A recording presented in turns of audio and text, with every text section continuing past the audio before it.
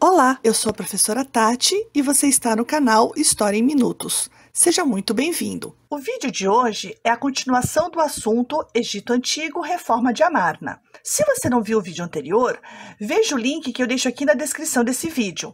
Antes de começar, se inscreve no nosso canal para ficar por dentro de todas as novidades. Curta o vídeo e compartilhe com seus amigos. Vem com a gente!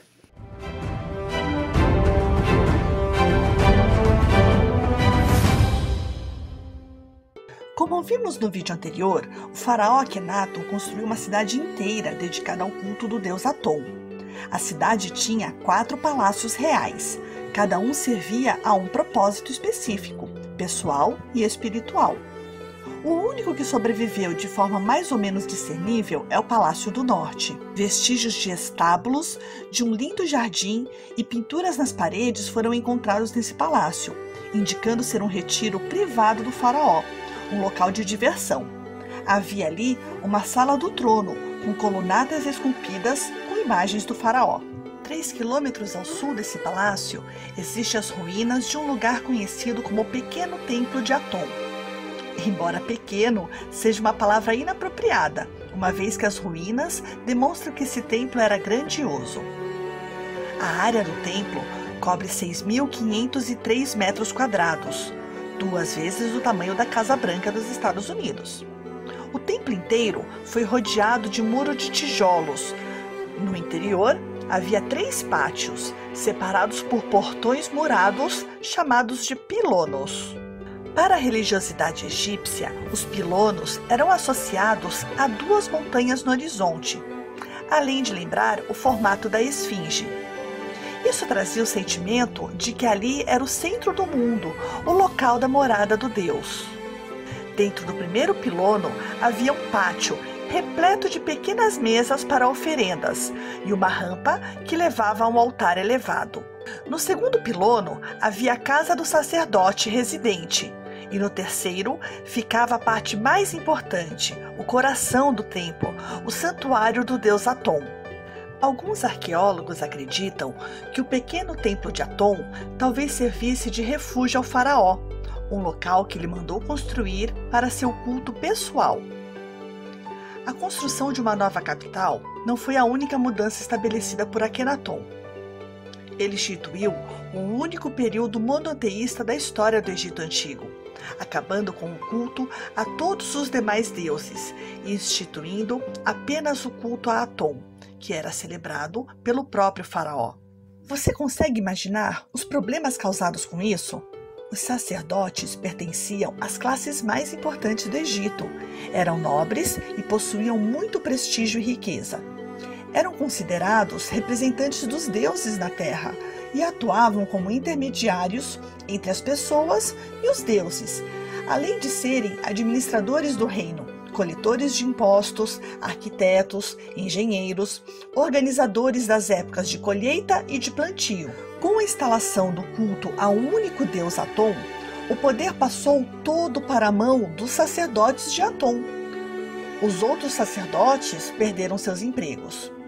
As pessoas foram proibidas de fazer oferendas que não fossem para Aton. A riqueza dos templos foi confiscada, mas o problema não foi apenas esse. Os tributos pagos pelos povos conquistados pelo Egito eram recolhidos e levados para a capital.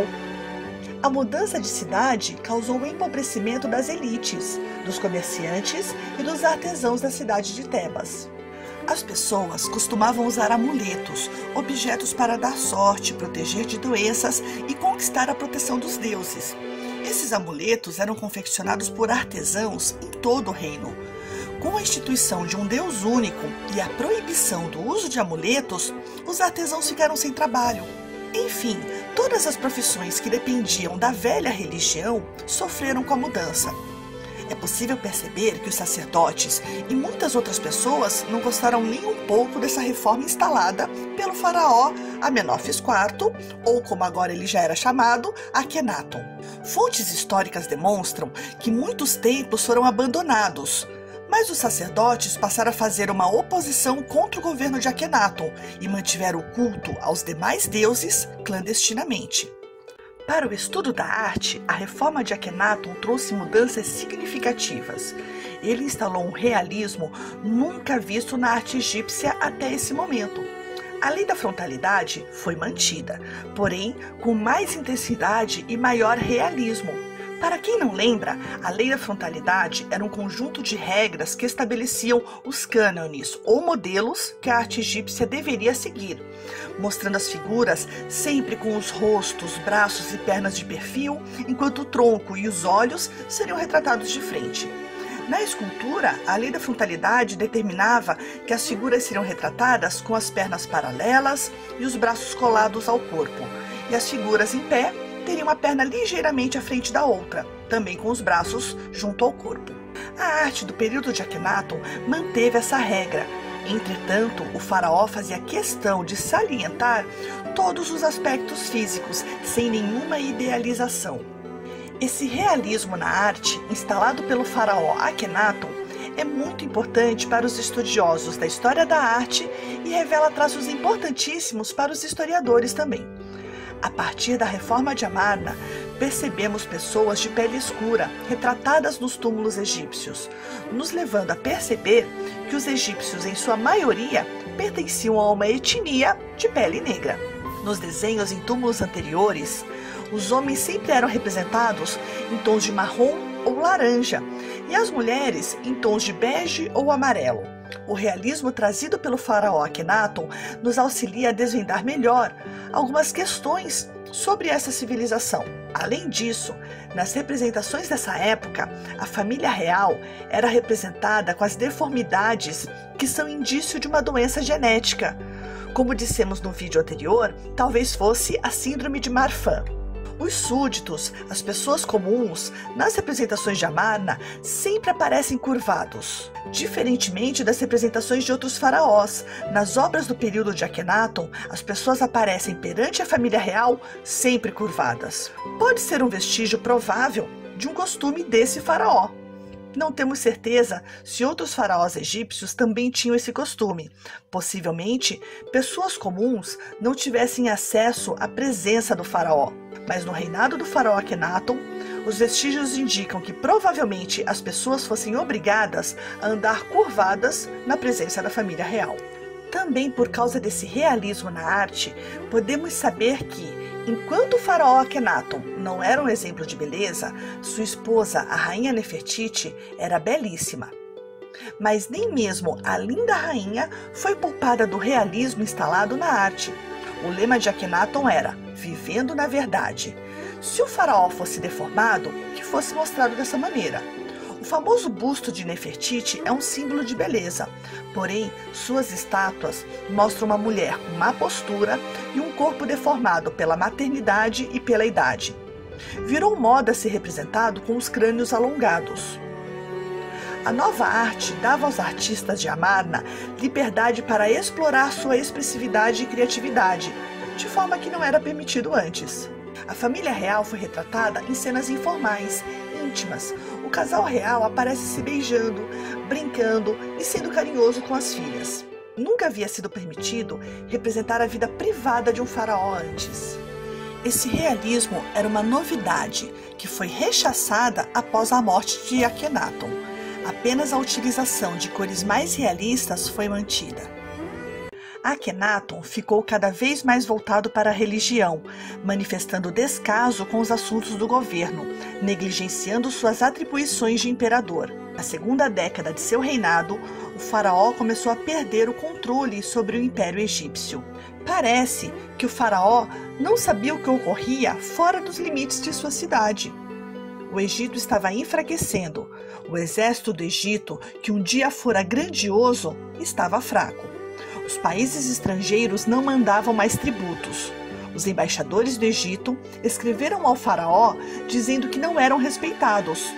Cartas escritas por um de seus príncipes afirmam que os povos conquistados não tinham respeito pelo faraó e pelo Egito e começavam a se rebelar. Assim, o império ficou vulnerável a invasões de povos inimigos, perdendo territórios. Os detalhes sobre os últimos anos do governo de Akhenaton são ainda desconhecidos.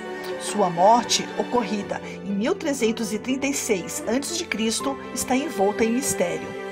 Após sua morte, os sacerdotes dos deuses egípcios se vingaram, destruindo e enterrando as estátuas de Akhenaton, riscando seu nome das paredes dos templos e abandonando a cidade de Amarna.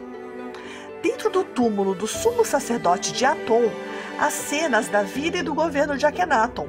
A mais chocante é a cena do faraó conduzindo uma biga, onde seu rosto e corpo foram apagados. Para os egípcios, destruir a imagem de um morto era uma forma horrorosa e cruel de vingança, pois impedia a alma de voltar à sua morada, ficando eternamente perdida. As imagens do faraó apagadas demonstram a raiva que os sacerdotes estavam sentindo dele. As fontes históricas descobertas em Amarna não fazem nenhuma menção a outras esposas de Akhenaton. Tudo indica que a rainha Nefertiti fosse a única esposa, segunda em comando, auxiliar de Akhenaton na religiosidade e no culto de Aton. Com a morte de Akhenaton, o governo passou por um curto período a um faraó de origem incerta, chamado Semenkare. Alguns acreditam que fosse a rainha Nefertiti, que assumiu um nome masculino para ser regente de seu enteado Tutankhamon. Outros alegam ainda que Nefertiti também teria sido assassinada de forma misteriosa como seu marido, sendo Semenkare um sacerdote que assumiu a criação de Tutankhamon. Alguns afirmam que Semenkare era marido de Meritaton, filha de Akhenaton com Nefertiti. De um jeito ou de outro, Tutankhamon era filho de Akhenaton, e a sua mãe é uma jovem dama da corte desconhecida. Na época da morte de Akhenaton, Tutankhamon era uma criança de 9 anos, e ele concedeu todos os poderes aos sacerdotes. Com carta branca, os sacerdotes destruíram todas as mudanças estabelecidas por Akhenaton, inclusive retornando a capital para Tebas. Tutankhamon é o último faraó da 18ª dinastia. Ele morreu muito jovem e seus filhos nasceram mortos. Com sua morte, os sacerdotes destruíram de uma vez todo e qualquer registro da existência do culto monoteísta a Aton e do reinado de Akhenaton. Somente no século XX, historiadores e arqueólogos descobriram o que sobrou desse conturbado período da história do Egito Antigo. Na cidade de Tebas, os faraós que sucederam Tutankhamon construíram templos belíssimos, que é o assunto do nosso próximo vídeo, Arquitetura Egípcia, Templos. Espero que você tenha gostado desse vídeo, eu fiz com todo carinho. Se você ficou com alguma dúvida ou tiver algum assunto que você queira vir aqui no nosso canal, é só deixar aqui nos comentários. Se você puder, compartilhe esse vídeo com seus amigos, deixe aqui o seu joinha e se inscreva no canal. Muito obrigada e até o próximo vídeo.